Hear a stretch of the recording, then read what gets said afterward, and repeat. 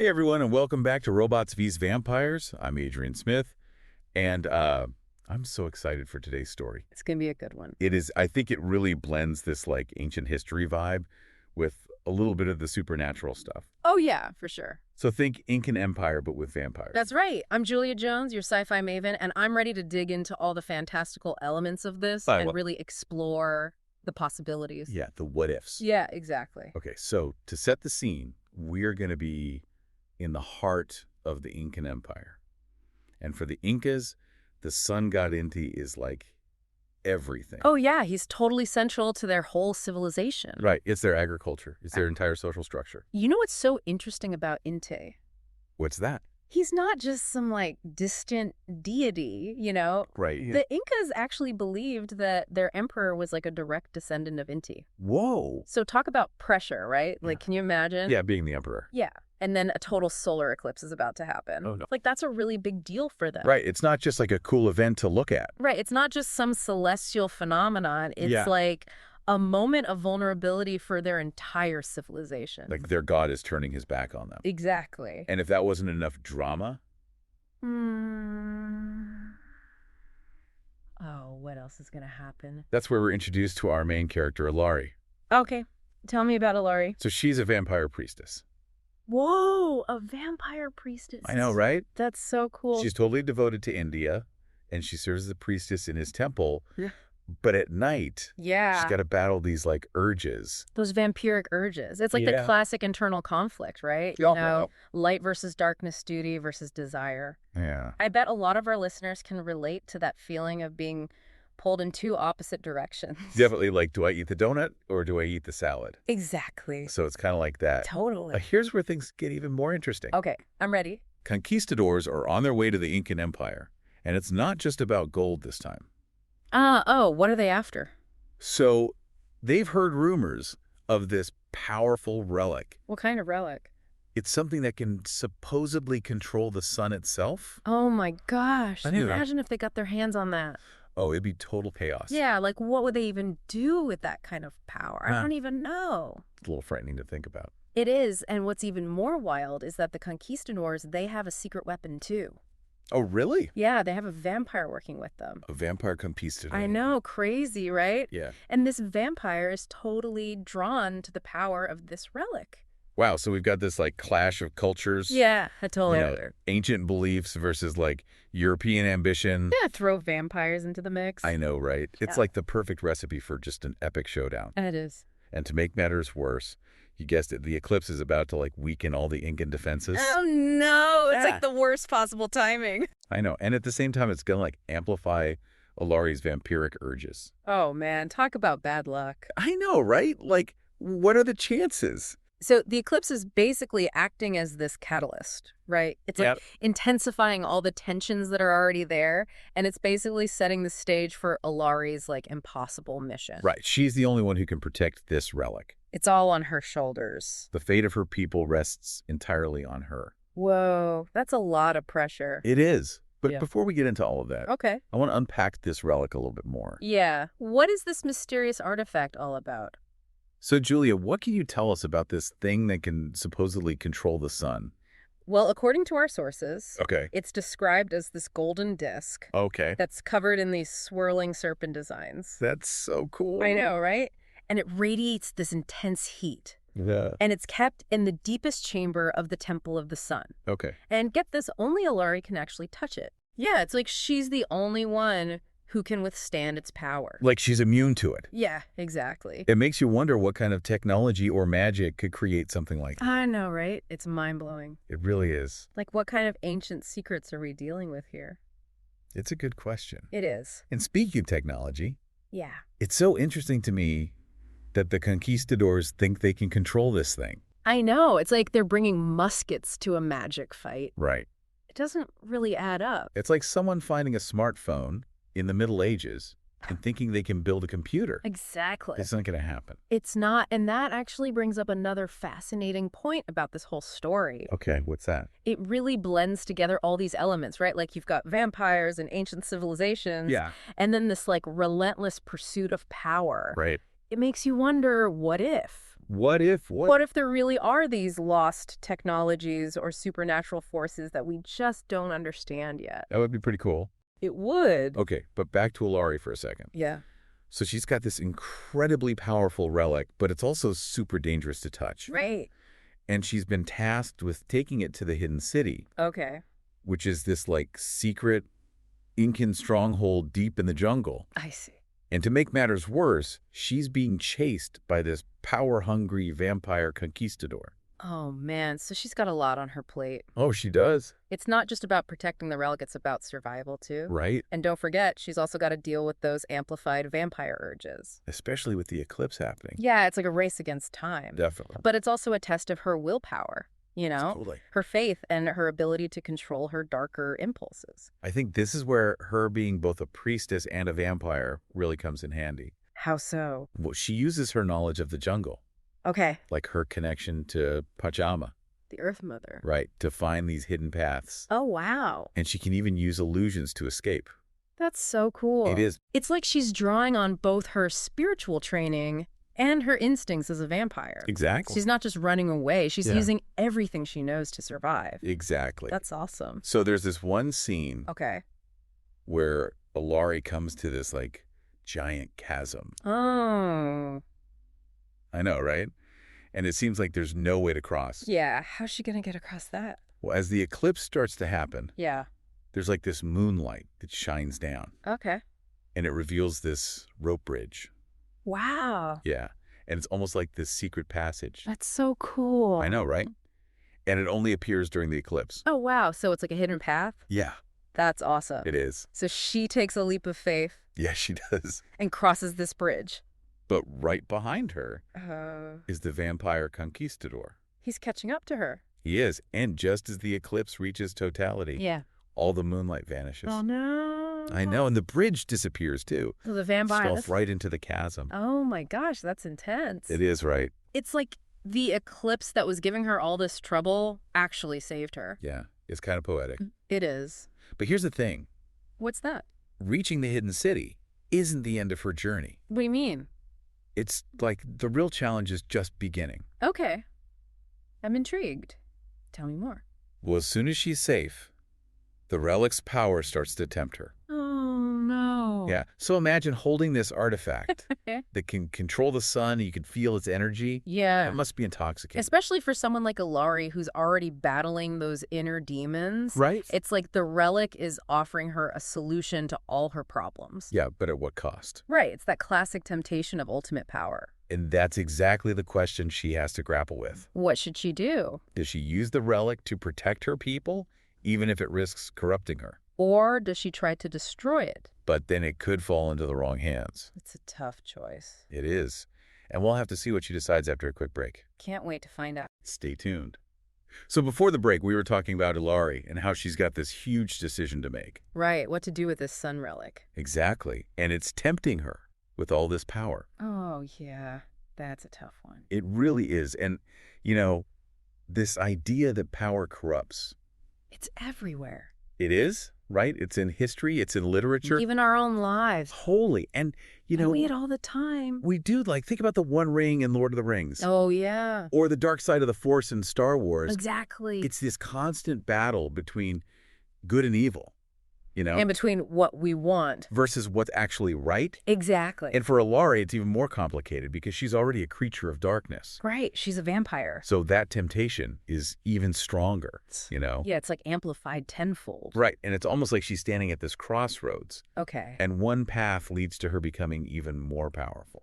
But she could lose herself. Right. That's a scary thought. It is. And, you know, it's interesting to think about the nature of this power, too. Yeah. Because usually we think of the sun as like life-giving warmth and energy. Totally. But in this case, it's also a weapon.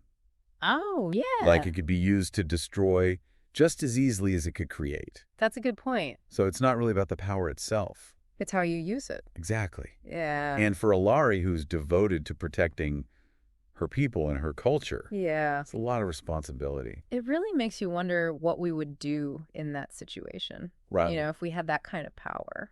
If we could protect everyone we love. Would we be able to resist that temptation? That's a big question. It is. Well, in the story, they talk about Illari's deep faith in Inti, the sun god. Right. And it seems like that's what keeps her grounded, Okay. like her connection to the divine. It's her anchor. Yeah, it prevents her from completely giving in to the darkness. That's a powerful idea. It is. That faith can be a counterbalance to temptation. Right. And it reminds her that true power doesn't come from dominating others. But from serving something greater than yourself. Exactly. That's beautiful. But let's not forget she's also a vampire. Right. And vampires, they're driven by their thirst for blood. Their primal instincts. Right. So how does she balance her faith with her nature? That's a great question. It's like she's constantly walking this tightrope. It's fascinating, that duality. It is. She's a priestess devoted to the sun god. Yeah. But she's also a creature of the night. And that duality is reflected in the landscape she's in. How so? Well, remember how she used the eclipse to escape the vampire conquistador? Oh, yeah. Like that event that both empowers and weakens her? Yeah. It's like she's learning to embrace all parts of herself. The light and the dark. Exactly. That's really cool. It is. Speaking of that vampire conquistador. Yeah. I'm curious what you think about him. Okay. He's definitely the villain of the story. Right. He's driven by greed and ambition. But he's also a vampire. Like Illari? So what does that say about vampires in this world? That's a good question. Are they all bad, or is there some good in them? Well, I think it shows that even within a species, okay, there's this whole range of morality, Right. So the vampire conquistador represents the dark side of being a vampire. The selfish part. The power-hungry part. Yeah. But Illari shows us that vampires can also be complex. Okay. Even noble. Yeah. Like she proves they can choose to use their powers for good. Even if it means fighting their inner demons. Exactly. That's awesome. It's like their nature doesn't decide their choices. Right. They have free will. They get to decide what kind of vampire they'll be. I like that. Which brings us back to Illari's big decision. Yeah. She's got this incredible power. That could create or destroy. So what does she choose? What does she do? Well, she makes a choice that surprised me. Really? But it makes sense when you think about it. Okay. She decides to use the relic to wield its power. So she's going to use it? Yeah, but not for herself. Okay. She's going to use it to fight for her people. Wow. To protect her homeland. Even if it puts her soul at risk. Yeah. That's a huge decision. It is, and it's a powerful moment, Yeah. Like she's rejecting the easy path. She's not giving in to the temptation. Right. She's choosing to fight for something bigger. Exactly, and it leads to this amazing transformation. How so? Well, she's not just hiding in the shadows anymore. Okay. She's stepping into the light. Wow. She's becoming a warrior, a leader. That's incredible. It is, and she's willing to confront her enemies head on. It's like she's embracing her destiny. Yeah, as a protector. Yeah. Someone who will defend her people. So she's not just a priestess anymore. No, she's more than that now. It makes you wonder what this transformation will actually look like. I know, right? Like, will she be able to control the relic's power? Or will it consume her? Yeah. And will she find allies? Or will she have to fight alone? And what about that vampire conquistador? Oh, yeah. I bet he's not out of the picture. Probably not. Vampires are tough to get rid of. They are. So many questions. I know, right? And so many possibilities. That's what makes it exciting. It is. But before we get into all that, yeah, I just want to take a second to appreciate how amazing this world is. It really is. We've got ancient civilizations, powerful deities, vampires, conquistadors, and a relic that can control the sun. It's like history and fantasy and sci-fi all mixed together. And it really gets the imagination going. It reminds us that sometimes the best stories are rooted in real history and culture. Right. The Incan Empire with all its beliefs and rituals. Yeah. It's the perfect setting for this story. It is, the story of power and temptation and the battle between good and evil. Exactly. So we left off with Illari kind of embracing this warrior role, right? Yeah. She's ready to use that sun relic's power to protect her people. But, she's still got some major obstacles ahead of her. Oh, yeah, for sure. She's facing some serious challenges. You know what's really interesting to me? What's that? Illari's journey. It's kind of like that classic hero's journey we see in so many stories. Oh, I see what you mean. Yeah, like she starts as this priestess. Living a quiet life of service. Right, and then suddenly she's thrust into this crazy situation. She's got to confront her fears. Yeah, and embrace her full potential. Yeah, it's like a trial by fire. Totally, and it makes her so relatable. And even though she's a vampire in the Incan Empire. Right, because we all face those moments. Where we're pushed to our limits. Yeah, we have to dig deep and find strength we didn't even know we had. I think that's why these fantastical stories resonate with us. Totally. They tap into these universal themes, Yeah, like courage and sacrifice. and overcoming obstacles. Exactly. So let's talk about the specific challenges that Illari is up against. Okay. She's heading back into a war zone With a super powerful artifact. that could either save her people or destroy her. As our resident sci-fi expert, Oh yeah, put me on the spot. what kind of dangers do you think she's going to encounter? Well, for starters, she's going up against conquistadors. Right. And those guys are ruthless. They're driven by greed and conquest. They've got muskets and cannons. Which, might not seem like much compared to a sun relic. But they can still do a lot of damage. Oh, yeah, for sure. And we can't forget about that vampire conquistador. Oh, yeah, he's probably lurking out there somewhere. Plotting his revenge. He fell into that chasm. You think he's really gone? I don't know. Vampires are pretty hard to kill. That's true. They've got centuries of experience on their side. And he's driven by that same lust for power. That's tempting Illari, too. So he's not going to give up easily. It's like this epic battle between good and evil. But with vampires. Exactly. And then there's that internal struggle that Illari's dealing with. Oh, right. How to control the relic's power? Without letting it corrupt her. Yeah, it's a delicate balance. It really is. The story emphasizes Illari's connection to Inti and Pachamama. The sun god and the earth mother. Yeah, it's like she's drawing strength from both of them. Finding balance between the celestial and the earthly.